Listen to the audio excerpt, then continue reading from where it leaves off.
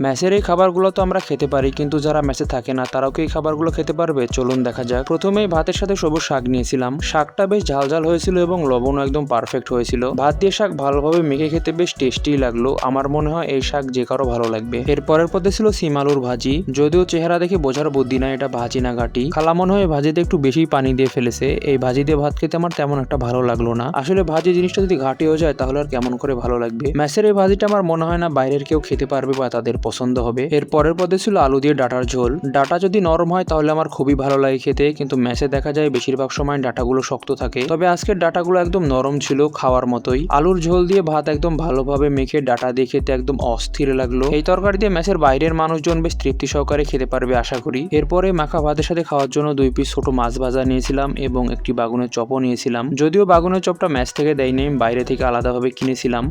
ছোট মাছগুলো ভাজা একদম অস্থির হয়েছে, একদম কড়া ভাজা যাকে বলে। এই মাছ ভাজা দিয়ে ভাত খেতে বেশ ভালোই লাগলো। যাদের ছোট মাছ ভাজা বেশ ভালো লাগে তারা এই মাছ ভাজা দিয়ে বেশ তৃপ্তি সহকারে খেতে পারবে বলে মনে হয়। মেস লাইফের এমন ভিডিও দেখতে পেজটিকে ফলো করে দিন। আল্লাহ হাফেজ।